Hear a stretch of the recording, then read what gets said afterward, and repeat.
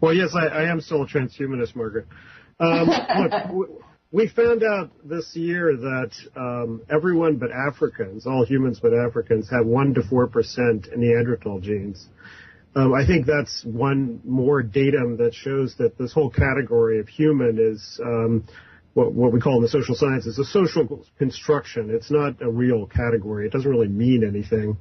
If anything, what we should be preserving are humane traits. I mean, I'm much more concerned about the modification of people's capacity for empathy and moral cognition than I am about whether they have gills or wings or the capacity to live 1,000 years. I don't think when those things become reality, I don't think that we're going to go around taking away the citizenship of people who have different kinds of morphologies. What will be most troubling to us is psychological differences between us. So, I just don't think it's the right question. I don't think humanness really is a moral category. There's nothing, and of course this is a fundamental disagreement between people from the Enlightenment tradition that I am a part of and those who adopt Catholic or other religious ideologies that look to ensoulment as a category of moral standing. I don't think that an embryo or a zygote has moral standing because it has human genes.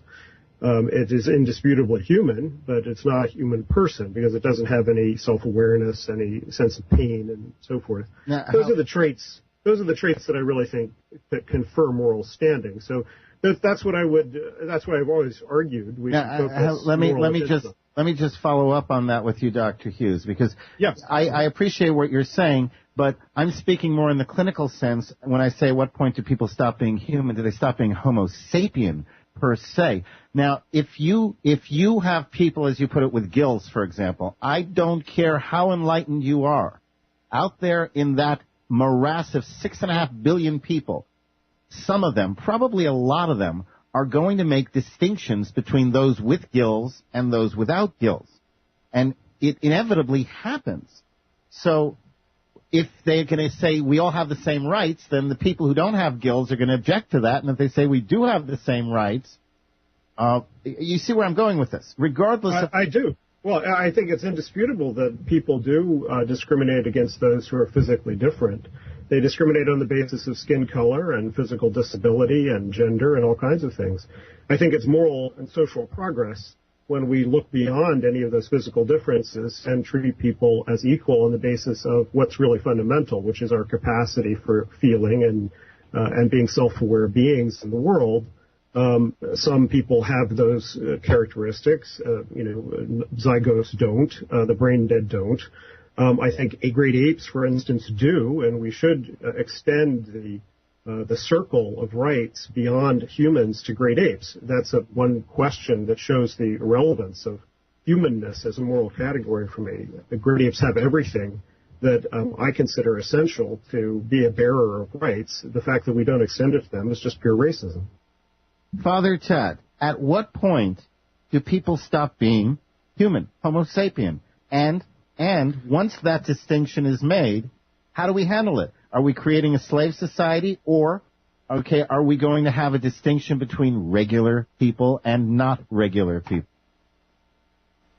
Yeah, I do think that there is a risk of that. I would certainly agree with the line of analysis that Dr. Somerville provides. I think that the act of having some individuals preponderate over the destiny and the characteristics of others represents a step to ensure that there is inequality and then a further basis for discrimination. The fact that some can lord over others in this way is a form of radical injustice that should not be permitted. I think the assumption, the kind of underlying assumption here that all of us are created equal is an important one, and it impinges very directly upon bioethics and the idea of creating a subclass or a slave class or those who are different enough from us that we can treat them by a different metric is a perpetual temptation. Historically, man has done it over and over, and I think he will continue to do it And I don't think we should facilitate, that temptation by intentionally creating those subclasses through the power of biotechnology. I think we gravely overstep bounds when we do that, and I think most people intuitively know this. When you talk about cloning human beings, people get this idea, I could have my own clone who would be my slave. They immediately understand this element of subjugation that comes into play. And it's something that we must very strongly resist. It's actually something that even plays out, I am convinced, when people make test tube babies.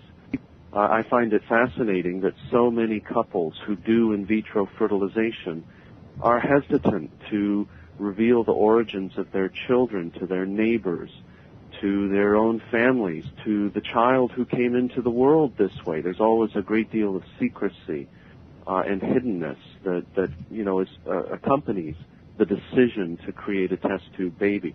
So there's already an element of making a subclass there, those who came into the world differently from the rest of us. And I think that is an injustice. I happen to strongly believe that in vitro fertilization is something that should not ever be undertaken, and I think it has served as the launch point into many of these other bioethically objectionable practices that loom on the horizon. And while I'm sure none of the four of us would create that slave society, I have no doubt that if those distinctions were there, there would be people who would seek to establish that kind of a master. Look, there are slaves in the world today. Yes, there are. Slavery movement today, but the possibility that any child born through any means of conception in the United States would ever be considered a slave is extremely remote. I don't think that there's anybody proposing that a child born through cloning in the United States would be considered a slave. That's incredibly preposterous. As to the stigma attaches to in vitro fertilization, it's precisely because of religious opposition to this, if there's any stigma at all. I think that stigma is in fact disappearing. But Brent, maybe the other thing we have to think about, and I think the difference between James and the way that I look at this is really, is there a difference in kind between humans and other animals, or is it just a difference in degree? And I believe that there's a difference in kind, and that we have to respect what humans are. And the other thing that I think we have to think about is not just what we can do now, but what do we have to do to hold on trust for future generations, the essence of being human. What does that mean? Because really the transhumanists, they describe being human as in the future becoming what they call an obsolete model. And I really don't think that that's where we should be going with this science. Well, hang on, because we're getting near the end here, but I want to try and clarify this. Father Tad, is there a point, I know if I lose my arm in an accident and they give me a prosthetic arm, I'm still me. I'm still human. I'm still me. Is there a scientific point that you're no longer Homo sapien when something is changed? Many of those types of experiments haven't been done and would rely upon manipulations of embryos to establish some fairly radical types of changes. And I hope that they will not be done. And I think, the kinds of species boundaries and other boundaries that delimit us from the rest of the animal kingdom, we will learn more and more about them as genetics and other scientific disciplines move forward. I don't think we're quite able to say with a degree of scientific precision currently, what it is that constitutes this very notable distinction. I do think it's different in kind as well. Could I add to that you see, when you give you a new arm, Brent, that's an extrinsic addition to enable you to function as well as you can. But what we're talking about here is an intrinsic interference with the very essence of your being when you're designing an embryo. And I think that's entirely different. All right. In an old Twilight Zone, there was an episode in which people went and shopped for the body and the type that they wanted. Dr. Hughes, is that coming in our future? Eventually, will we be able to shop for our bodies? I hope so. I mean, that's the kind of future that I think many of us would like to have, one in which we would have as much individual control over. So, for instance, I've always struggled with my weight, and I've long longed for a pill that I could actually take to control my weight so that I wouldn't have to work on my elliptical trainer so hard. And I think many of us have things about ourselves that we would like to improve.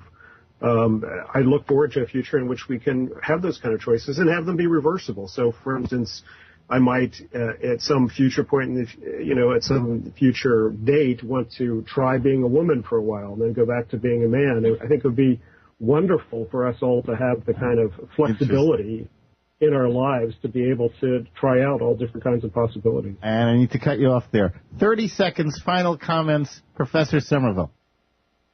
Oh, I think we have to keep thinking about these things, but personally, I think we have to go back to this essence of being human and hold that on trust for future generations. And I don't think we should go from being Homo sapiens to techno sapiens, which is what some people are proposing. Father Tad, 30 seconds. Well, I think that there is wisdom to us having to deal with certain types of difficulties, even was mentioned earlier, food and weight problems. The difference between self-discipline there to grow in different personal capacities versus just popping a pill. When we kind of allow technology to become the fix-all or the end-all, I think we also can diminish humanity if we're not careful. I know people who have struggled with addictions, and one could say a pill would be nice to be able to get out of the addiction, but those struggles that they went through to break free of that chain of addiction changed them and transformed them in some very important ways and made them better. And I got to cut you off right there. Dr. Hughes, last comments, 30 seconds. I think struggle can be ennobling and build character, but I think people should be allowed to choose what struggles they want to engage in. And some will choose to take a pill to overcome their addiction and then work on their elliptical. So that's the future I hope to see. Excellent. I want to thank our three panelists. Thank you all for being with us. It has been an absolute pleasure to have you here, and I am sure that our listeners have gotten a great deal out of this discussion. We'll get all of your websites out there for everybody at our globalfreedomreport.com.